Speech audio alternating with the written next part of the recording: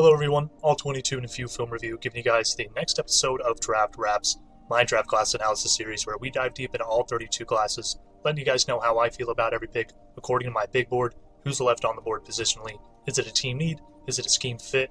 We're going to be talking about paths to starting for every pick, as well as kind of immediate roles if I see that for the player. So if you want to learn more about the Eagles class here that we're going to be talking about today, or anything about the other 31 classes, make sure you go through the channel, subscribe, do whatever you got to do to make sure you find your favorite teams, the teams you're interested in, and find out as much as you can about them as we wrap up this 2025 drafting season here. Only got 4 videos after this one. Going to be coming to a close here pretty soon, finally. Took me forever to get to this point, but very excited to talk about the Eagles class with you guys here today. My 5th overall class, an A- for me, a 3.34 grade, going to be the last A- before we start getting into the A's. A class I really had trouble not bringing up to an A, that mostly held back by that numerical grade. That numerical grade coming from an equation I made for you guys, so you guys can have a more concrete feel about how I feel about every single class in this kind of drafting season. You know, you can stack the same letter grades to see how close, how far different ones are. You know, just compare your favorite classes in general, all that good stuff. This video is more about the kind of analysis per grade and the letter grades per pick, you know, but that just kind of an extra fun thing we can come back to later. See where I was right, see where I was wrong, all that good stuff. But like I said, mostly held back by that numerical equation. You get boost on day 1 for drafting kind of scheme fits, or day 1 and 2 for drafting scheme fits, and then you can get a boost on day 3 if half of or more than half of your day 3 guys I think come in and immediately compete for roles or significant snaps right away. Now, they only had 2 day 1 and day 2 picks, and I don't think linebacker was at the top of their needs for me, so they don't get the boost from that. And then hard for them to get the boost on the day 3 grades because they are such a good team and they are so deep that it's really hard for people to come in and immediately slot themselves into roles or, you know, earn significant snaps. So, you know, they get tanked a little bit from that. Also had 2 day 3 grades that I didn't necessarily agree with, which kind of brings it down to an A-, but about as close as to an A as you can get. I really, really like this class. They start off with Jahad Campbell, a linebacker out of Alabama, and go Andrew Makuba, a safety out of Texas, Ty Robinson, an IDL out of Nebraska, which I'm super excited to talk about. I have a long rant about Ty Robinson once we get to him, so make sure you stick around for that.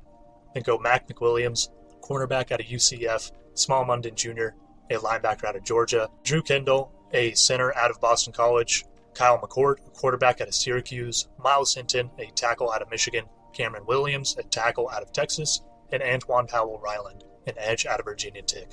A lot of day 3 picks for this team. They had 8 day 3 picks, basically an entire class on day 3 alone. I really, really, really love their day 1 and 2. I'm really excited to talk about it here. Let's start off with Jahad Campbell, a linebacker out of Alabama, taken with the 31st pick. There is a trade compensation. Sorry, I'm getting used to say that from the last 2 videos. There is trade compensation on this one, sending over 32 and 161 over to the Chiefs for 31. I really like this move for them. I really, really did. Jahad Campbell falls in this class due to some injury concerns that kind of came out pre-draft or during the process, but, you know, pre-draft night. He was the 14th player on my board in terms of true talent. So in terms of overall big board talent, super, super good pick for me. Excellent pick. Even with the injury, him sliding down, I think this is 100% worth it. Was my number 1 overall linebacker, and my next overall linebacker was down in the 50s or 60s, I believe. So absolutely worth it for him. I think this is the best linebacker in this class by far. Jahad Campbell is an absolutely exceptional player for Alabama. Someone who I had a true first round grade on. I only had 15 players in this class with true first round grades. Jahad Campbell being at the very end of that. He was a very good player in my opinion. Someone who was recruited to Alabama as a edge rusher, a 5-star recruit out of high school, came to Alabama. You know, they always have such deep edge rooms and such deep linebacker rooms. They're always stacked on defense. They needed him to just get on the field somewhere because he was such a good athlete. He was such a good player, but they were so deep at edge. They move him to linebacker. He excels. He just kind of stays there. Doesn't go back to it. I think it's a great fit for him. Someone that needs to work on shedding a little bit from the off-ball spot. He's definitely not the strongest player in the world, but can take on blocks. He does flash the ability to, just not consistently. Needs to work on seeing the run game at a full NFL speed level. At college from off ball, he did not have the best eyes, did not have the best recognition, and it definitely did hurt his run game ability. He's definitely going to have to improve on that at the next level as the game only gets faster, as the schemes only get more complicated. If he can't, really work on that, it's going to be a lumpy start for him at first in terms of run defense. And year one, probably going to see a lot of ups and downs from him in that sense. Was a pretty nice coverage player, a good athlete, fluid in coverage, has nice hips. Honestly, sees routes pretty well for someone who transitioned from the edge, especially just for a normal linebacker. He sees routes pretty well, has the athleticism to match concepts, has some room to grow in that area, but not a bad coverage player at all. And obviously can definitely get after the quarterback as a recruited 5-star edge. This guy can blitz with the best linebackers. I don't know in the NFL right now, but one of the best linebackers at blitzing overall in college. I expect that to be a major part of his game coming to the NFL. A 6'3", 235-pound linebacker, going to be 21 in his rookie season, put up a 9.88 RAS. Like I said, a very, very nice athlete. I expect him to come in and start immediately if Nakobe Dean isn't able to kind of keep himself healthy during camp and into the season. I do like their linebackers that they have there with Zach Bond and Nakobe Dean, who's played very well when he could stay on the field. Had some injuries concerns coming in as a recruit, and it's definitely kind of shown as he stayed in the NFL. Also took Jeremiah Trotter in the 5th round last year, who I don't think is a bad linebacker, but not someone who keeps you from drafting Jahad Campbell. Really, really like it for this team. Like I said, he should be getting starting time right away if Nakobe Dean can't stay on the field. And if not, he should still be rotating in heavily as a blitzer, as a sub linebacker, just finding field time in any way, shape, or possible. They are going to find ways to get this guy on the field. Had 117 tackles in 2024, 11.5 TFLs, 1 interception, 2 PBUs, 5 sacks. Very nice from the linebacker position, and 2 forced fumbles on the season. Was a 5-star recruit as an edge, like I said, and a 2024 first-team SEC selection and a 2-year starter for Alabama. A very, very good pick in my opinion. It gets an A+. I think, like I said, it wasn't the biggest position of need in my opinion, but if you're not comfortable with Nakobe Dean's health, then I understand wanting to go after a player like this, especially when it's this good of a value at 31. The Eagles are a main proponent of just picking BPA and letting their coaches develop the guys that they get. They love bringing in athletes. They love bringing in high ceiling type players because they have such a good coach role over there. They can just develop those guys and continue to ship out good rosters. Howie Roseman over the last 5 years has done an excellent job. Their next pick, they go Andrew Makuba, a safety out of Texas. I absolutely love this value. Honestly, I absolutely do. Didn't 100% expect them to go this route. They have Reed Blankenship, who's played very well for them. They have Sidney Brown, who they took in the 3rd round a few years ago. Well, I was a big Sidney Brown fan coming out, and I really liked the pick when they did pick him. Hasn't gotten a ton of playing time, but I thought he would come in and kind of start for them this year. Them taking Andrew Makuba in the 2nd, don't know if it's just strictly BPA, because if it was, I would 100% understand it. But I would understand it more if they didn't really like Sidney Brown or didn't really trust in his ability this year and they wanted to bring in someone else to kind of compete for that starting job. Don't really know. It's going to be interesting. Whether or not he does earn this starting job, I think he is going to get a lot of snaps for this secondary who does like to rotate around a lot. Andrew Makuba, very good player in my opinion. Like I said, I was an Andrew Makuba truther. A 46 on my big board. I thought this was a true 2nd round type player. Getting him at 32 in the 2nd, excellent value in my opinion. Was my 4th safety on the board, was the 3rd one taken off the board. Only one I had above him that hadn't got taken yet was Xavier Watts. Falls to the 3rd for some crazy reason. Talked about that in the Falcons video. But I still think this is absolutely excellent. It gets an A+ for me. More of an A fit, just depending on for who's in their roster right now. But an A+ value, also an A+ scheme fit. He does his best work as a zone, true free safety, and that's exactly what I think he would do coming to the secondary, playing deep, playing zone, playing too high, playing free, where he is absolutely exceptional, has very good eyes, a very nice trigger. Didn't test very well in his agilities, which was interesting to me because I thought he had pretty solid hips, but runs in a straight line very fast, so you don't really have to worry about that in that sense. very physical with the ball in the air. Even though he's only 5'11", 186, this is such a physical player. He plays much above that size and that weight. Loves making contact at the catch point. Not scared at all to come in and fill off the run. Not scared at all to blitz and try to make plays in the backfield. Absolutely love his motor, love his want. Very high intelligence safety. Was a big Andrew Makuba fan. Big Andrew Makuba fan. Like I said, a 5'11", 186-pound safety. Not the biggest guy in the world. Going to be 23 in his rookie season. Put up a 5'11" RAS. Mostly held down by those agilities and his height. But did run a 4.45. You're not too worried about the straight line speed. And honestly, I'm not worried about the athleticism either. Was a little interesting to see that agility testing. Had 5 interceptions, 7 PBUs, 69 tackles, 4 TFLs, 1 forced fumble, and 13 missed tackles on the season. You don't like to see that missed tackle count. He's not the most secure wrap-up tackler, especially at that size. But like I said, he's not afraid to come downhill and hit. He's not afraid to stick his nose in the run. So even though, wrapping up-wise, it's not the most secure, he's going to be at the free safety position. He takes good angles on the ball. I'm very, very comfortable with him, coming downhill from the free safety position and being that kind of last line of defense. A 2024 third-team SEC selection in his first year at Texas. Spent his 3 previous years over at Clemson. You like to see him coming into a new scheme, a new team, a new conference, putting up 5 interceptions and some very fun tape to watch. Was a big Andrew Makuba fan. Like I said, an A+ for me. Really liked the fit in terms of scheme. Really liked the value on the pick. Just not 100% sure if he takes that starting job from Sidney Brown or not. But even if he doesn't, I think he's going to get playing time sooner rather than later. And he has the chance to be a very nice safety in this league. Their next pick, they go Ty Robinson with pick 111, the 9th pick of the 4th round, an IDL out of Nebraska, getting this from a trade down with the Broncos, or they sent over to the Broncos, I should say, 101 and 134 for 111, 130, and 199. Really excited to kind of talk about Ty Robinson here. This was a player who made me feel absolutely crazy for a few months. I watched 5 games of Ty Robinson before the 2024 season ended as part of one of my chosen players to watch while I was at the scouting academy, doing player reports and learning how to evaluate and grade tape and do all that good stuff. Ty Robinson was one of the players I watched 5 games of him. By the end of my watch, man, I was thinking, I'm like, this guy is a 2-year starter, before this season, was an honorable mention last year. He's putting up nice production during the season. He looks very athletic on tape, very raw in terms of seeing the game at full speed, his pad level, knowing different pass rush moves, having a full nuanced tool belt. But this guy absolutely flashes really great power, definitely has get off and athleticism.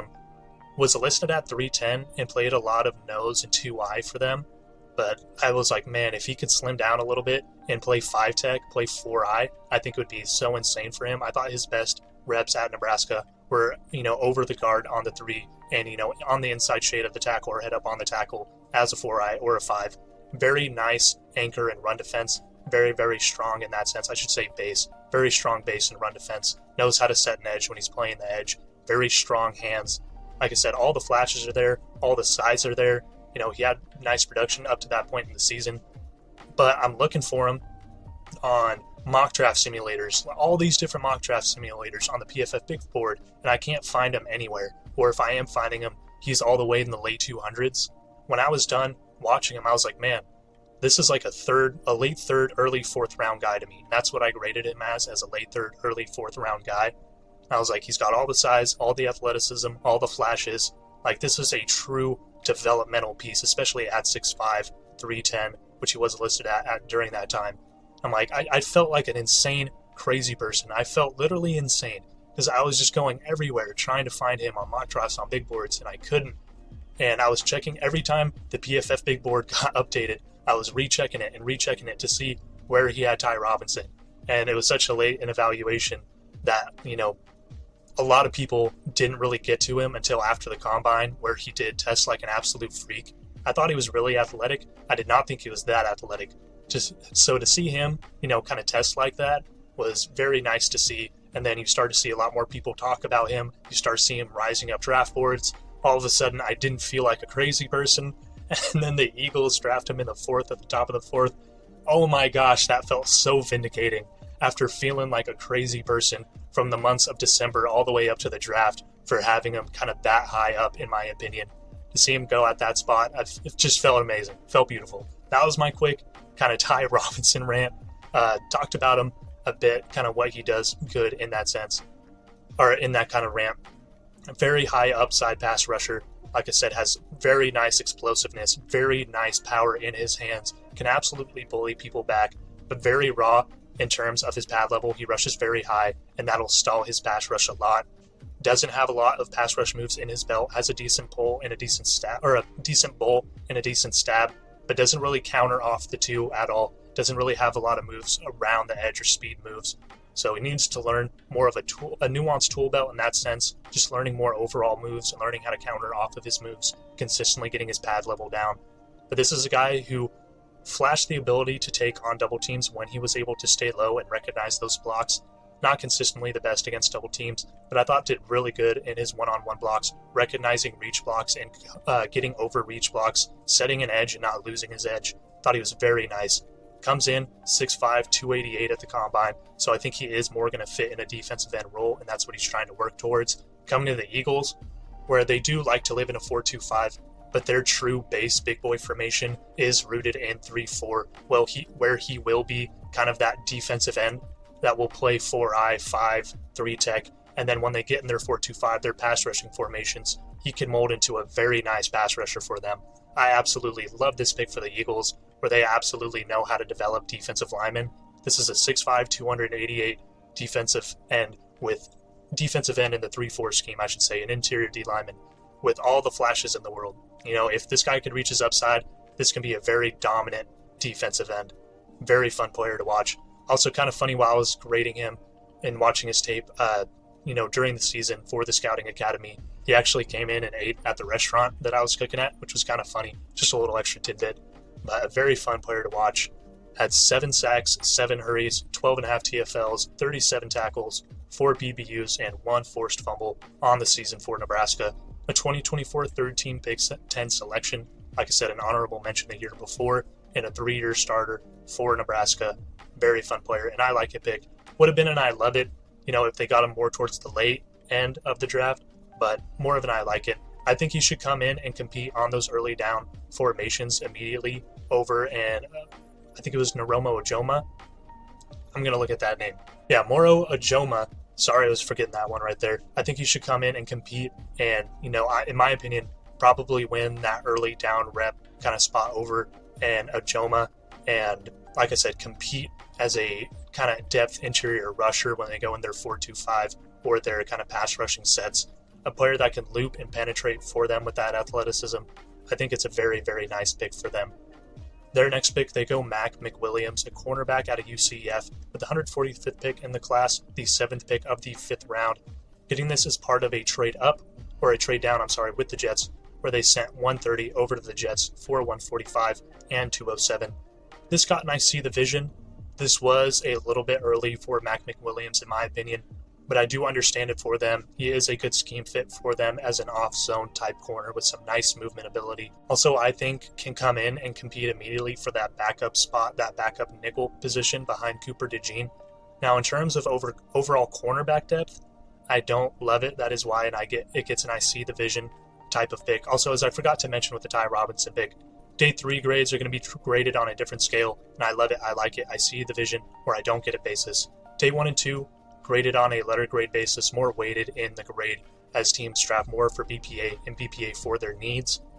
Day 3, much more about kind of filling roles, upgrading aspects of positions, not truly upgrading a position, but upgrading kind of things you might not have in a room, whether it's a deep threat and wide receiver room, a 340-pound nose in a defensive line room that doesn't have a lot of big run stuffers. Maybe it's a safety converted to linebacker to help the pass coverage of your linebacker room. Upgrading aspects of a room, not heavily as much weighted towards big board. So not really as much heavily weighted in the grade. If you want a more concrete definition on each one of those kind of categories of I love it, I like it, I see the vision, or I don't get it. It'll be down in the description, as well as anything else you might have questions on, about anything you're seeing on the board, anything you're seeing graphics-wise, any abbreviations. Should be down in the description. If it's not, come scream at me in the comments. As well as just scream at me in the comments in general about anything. I love talking to you guys about football. Warms my heart to see you guys comment, leave your opinions, give me some constructive criticism, all that good stuff. So leave your thoughts down below.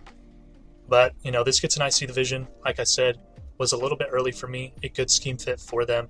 But in terms of their overall cornerback room, they have a very nice starting three with Cooper DeJean, Quinyon Mitchell, Kaylee Ringo. They bring in Adoree Jackson, who is probably the best fourth corner in the league if he doesn't get that third cornerback spot. And then they also have Eli Ricks, who's not a bad roster option either. So I think he's going to come in, and in terms of overall cornerback depth, he's going to be competing for cornerback number 5, maybe end up being cornerback number 6 if he can't flash in camp. Still probably their backup nickel, but in terms of overall depth, I thought there was kind of better positions you could have gone with this pick. I would have liked them, drafting some O-line depth, and, I wouldn't have hated even doubling up at another interior D-line spot, as the depth of their D-line is pretty thin outside their starting guys.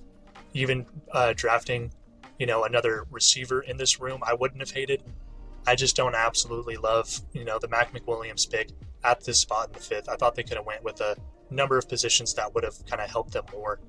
Small Munden Jr., their next pick, a linebacker out of Georgia with a 25th pick of the 5th round, pick 161. Getting this from a day 3 trade down with the Texans last year. Don't have the specifics on that one.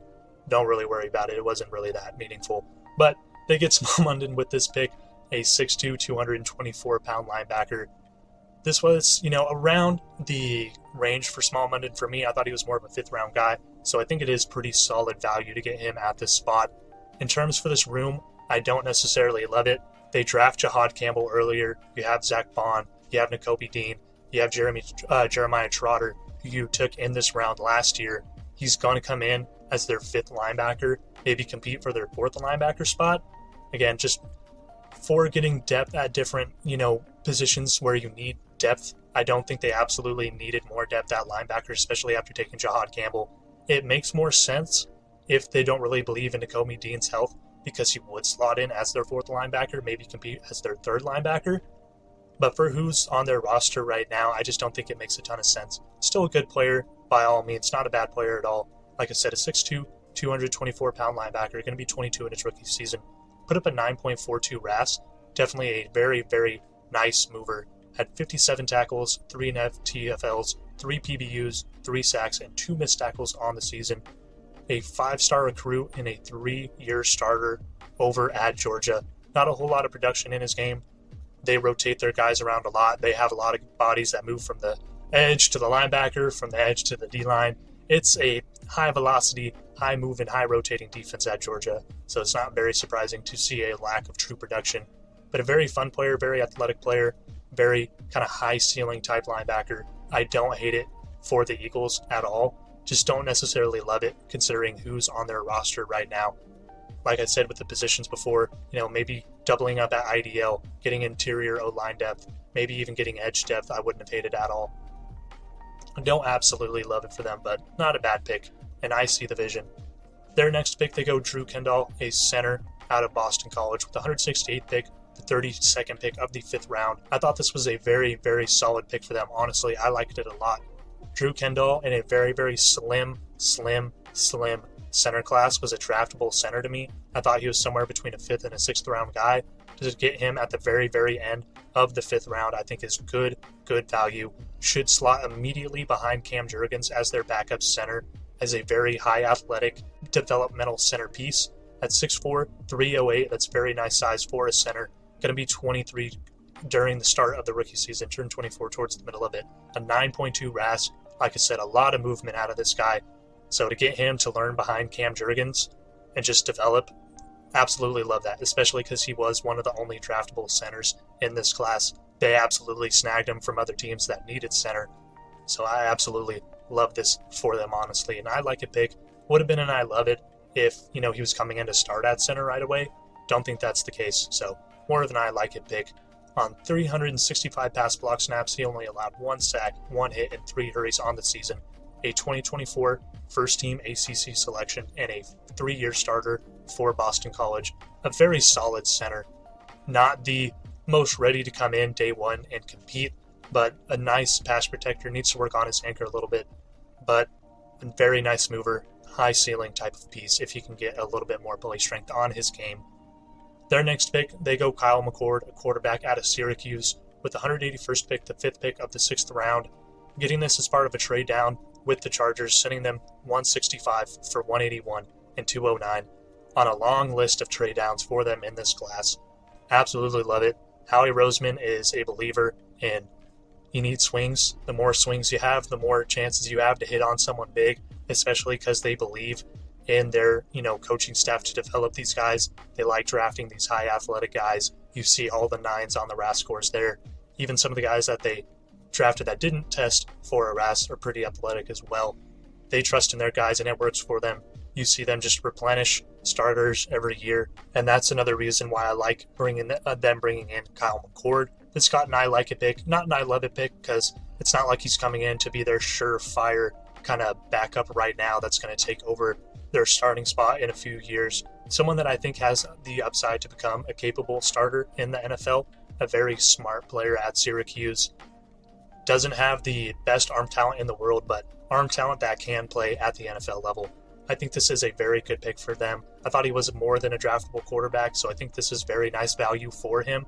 Is going to come in and compete with Tanner McKee, who I think is a solid backup for that backup spot. Not 100% sure he wins it, but I wouldn't be surprised in the slightest if he does. Not a bad pick at all. We know the Eagles love to draft quarterback. They love to keep bringing in more quarterbacks. They call themselves the quarterback factory at one point. They like to try to develop these guys and ship them off for picks, or if they believe in them enough, not have to pay out monstrous contracts to people and just kind of let their next guy come in. They've done a pretty good job over the last few years doing that. The best example of that is with Carson Wentz and Jalen Hurts. So I definitely like this for them. Honestly, I think it is a very, very solid pick. A 6'3", 218-pound quarterback, going to be 23 in his rookie season.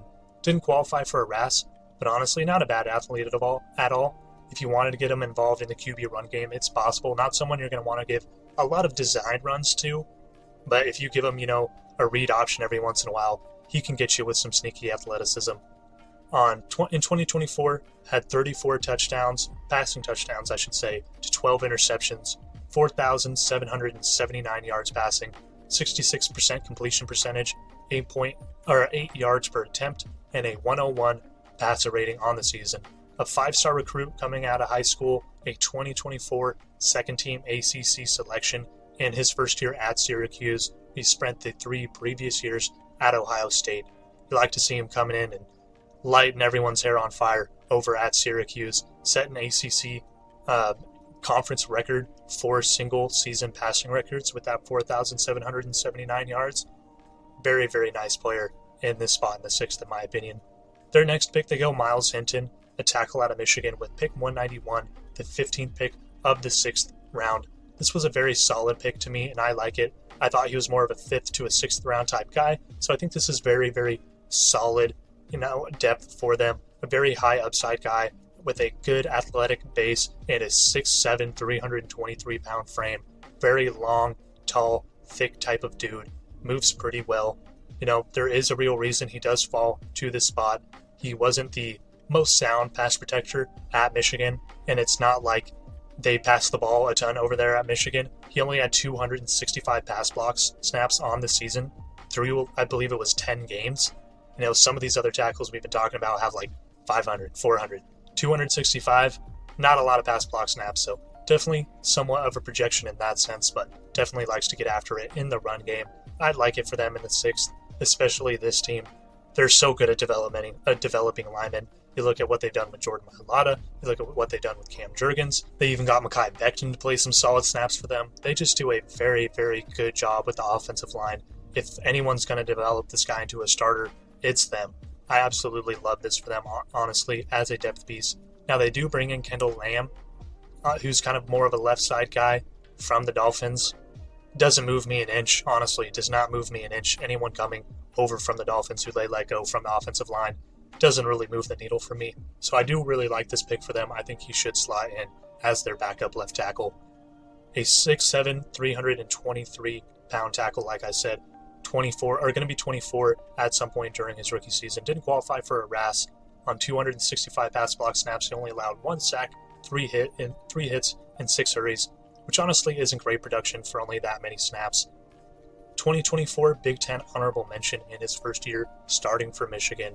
Not a lot of experience to his game. You feel like his best football is ahead of him, and a very, very high ceiling type piece with that size coming over to the Eagles. Makes me feel good about it, honestly. I like it for them. Their next pick, they go Cameron Williams, a tackle out of Texas, with the 207th pick, the 31st pick of the 6th round, getting this as part of the trade down with the Jets earlier that we talked about, them sending over 130, getting back 145 and 207. This Scott and I love it pick. I absolutely loved it. Cameron Williams was someone who was more worth a 4th rounder in my opinion. A very nice mover, not very sound in his feet, but a lot of flashes on tape, a full-size tackle with a lot of movement ability, likes to try to get after it in the run, and the flashes on tape of him being able to marry his feet and his hands together look very nice. Now, there is a real reason he does fall to this spot. He is a very, very raw player in terms of being able to use his feet, doesn't have the best anchor, not the best play strength, but like I said, when it flashes, man, it definitely flashes, and he has a lot of movement ability as a full-size type guy at 6'5", 317. I definitely like this pick for them a lot, and absolutely, I love it. Lane Johnson isn't going to be able to play right tackle for them forever. The fact that they get Cameron Williams, who I think was more of a 4th round type guy, they can develop him behind a Lane Johnson. By the time Lane Johnson leaves, I have a feeling they're going to be trusting him to be their right tackle, and he's going to be a very, very good right tackle at that point. A lot of upside in his game, kind of like the Miles Hinton pick before him, but gets taken later, and I thought he was worth an earlier pick. So Gitz and I love it. I absolutely love this step for them. Love this step for them. Probably more than I like it if he's going behind someone that's going to be a long-term starter. But Lane Johnson, even though he keeps playing very well at his age, he is getting up there in age. And I think in a year or two, when Cameron Williams is ready to come in, he's going to be coming in flying. I absolutely love this for them. Going to be 21 at the start of his rookie year, turned 22 during his rookie season, only had 3 years at Texas, more of a younger player. Didn't qualify for a RAS, didn't have the testing measurables, but like I said, a good mover on 561 pass block snaps this season, allowed 5 sacks, 3 hits, and 18 hurries. Not good production, but you believe that his best football definitely is ahead of him, especially as a first-year starter at Texas. Was a little bit interesting to see him come out this year. I thought he would have tried to stay there an extra year, really develop his craft, and come out probably as like a 2nd or 3rd round guy next year, maybe a 1st if he can really take that step up. Interesting for him to come out this year, but I think he's going to the best situation he possibly could have, backing up Lane Johnson for the Eagles, and I love it pick. Their next pick, they go Antoine Powell Ryland, an edge out of Virginia Tech, with pick 209, the 33rd pick of the 6th round, getting this from a trade down with the Chargers, sending over 165 for 181 and 209. Again, this is an I love it pick. Absolutely love this for them, honestly. Not only does he fit their room super well as more of a 3-4 kind of lighter but more athletic edge at 6'3", 260, he honestly still has a pretty nice base at 260, put up a 9.18 RAS, can absolutely move for that size. A very, very fun player. A ton of production as well. I thought this was more of a 4th to 5th round type guy, so the fact that they get him at the very back end of the 6th, I think this is an exceptional value. Coming to a room that loves to move around their edges and loves to get him on stunts and twists, I think he fits in very well in this edge room. Now they have Nolan Smith and Jalix Hunt. Behind that, you bring in Josh Uche and you bring in Azeez Ojulari, who are both not bad bodies, not anyone, not someone that, keeps you from drafting another edge in your room. But if Azeez is your 3rd edge, I'm completely fine with that. And if Josh Uche is my 4th, I'm fine with that too. But bringing in Antoine Powell Ryland, that I think can really push both those guys and compete for an edge 3 to 4 job right away, that's a back end of the 6th round type player, absolutely love it. Like I said, a 6'3", 258-pound edge, not the longest edge in the world, but honestly solid size at being at 260 for only 6'3", and still moving very well with the 9.18 RAS. You see the movement ability on tape. This is a guy they can definitely use as a penetrator and as a looper on stunts and twists. Going to be very nice for them, being a situational pass rusher earlier in his career. Going to be 23 in his rookie season. Like I said, had a ton of production for Virginia Tech, 16 sacks, 9 hurries, 19 TFLs, 43 tackles, and 3 forced fumbles. This guy just got absolutely all over it in the backfield. Someone I thought should have went a lot sooner than pick 33 of the 6th round. A 2024 third-team All-American and first-team All-ACC selection for Virginia Tech, and a 2-year starter at Virginia Tech. Spent his previous 3 years at Florida. Comes to a new program and just absolutely just kills the competition. This guy had a ton of production. Very nice, scheme fit for this room. Very athletic. Getting someone with kind of all these things you can get hopeful about at this point in the 6th round. Absolutely love it for them. I thought this was a great value pick. This was the Eagles class. A lot of bodies in this class, especially from day 3. Like I said, it gets an A-, mainly because they don't get the boost from taking team needs on day 1 and 2. And then since there's such a deep class, it's hard for a lot of these guys to come in and compete for roles immediately. So they don't really get the beneficiary boost. And then the Mac McWilliams and Small Munden Jr. picks kind of tank the grade a tiny bit. That's why it gets an A-. Still a very good class. About as close to an A as you can get to being an A without it being an A. The last kind of A- for me in this draft series, my number 5 overall class, a top 5 class. Still a very, very good class, especially for the Eagles, who are just being super competitive over these last 3 years. The fact that they got a class this good, very scary for the rest of the league. Because when their starters finally start to move on, these guys are going to be developed by their great culture and coaches. They're probably going to be very nice players as well. We'll run through the class super quick, real quick, since there was a lot of bodies. Jahad Campbell falls due to an injury. Was a true first-round grade for me, an A+ pick. Should come in and just play all over this defense and be a very nice, productive player for them. Andrew Makuba makes me question how they view Sidney Brown, but an absolutely exceptional value in my opinion. Was my 4th overall safety, 46th on the board, taken at 64, an A+ for me. Also a very good scheme fit. They absolutely know their defensive scheme, and they know how to draft for it, because I could say that about basically anyone on this team. Just a very good scheme fit. Ty Robinson, very high ceiling, high kind of flashy, athletic, powerful guy, very raw, but if he can develop, can be a very good defensive lineman for you. Absolutely like that for them in the 4th. Think it's about his value. Mac McWilliams, thought it was a little bit early for him. Think he competes for, the overall 5th to 6th cornerback spot. Probably more likely the 6th cornerback spot and ends up being the backup nickel. So there is a solid chance he plays a decent amount of snaps this season for them. Also a good scheme fit. Small Munden, after drafting Jahad Campbell, you also have Zach Bond, Kobe Dean, and Jeremiah Trotter, who you drafted last year. Just don't really see a true clear path to starting for him. Gonna have to flash a lot in camp to try to work over, Small Munden. And he's definitely not starting over Zach Bond or Jahad Campbell. So a bit of an interesting pick to me, but a high ceiling type guy with a lot of athleticism. Drew Kendall, like I said, one of the only, draftable centers in this class. Very high athletic type piece. Going to come in and learn behind Cam Jurgens. Very solid depth for them. I like it a lot. Kyle McCord, going to come in and learn behind Jalen Hurts. Compete for Tanner McKee for that backup QB job. I like that for them. Honestly, a very good value in my opinion. Miles Hinton, thought this was around his value, but a very high ceiling type piece. At 6'7", 323, and honestly a decent mover.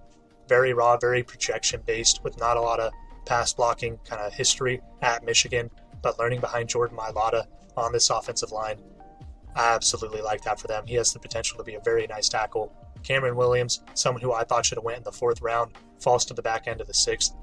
Very, very good value in my opinion. Going to be backing up Lane Johnson, who better to learn from, honestly, as someone who's done it for such a long time at such a high level.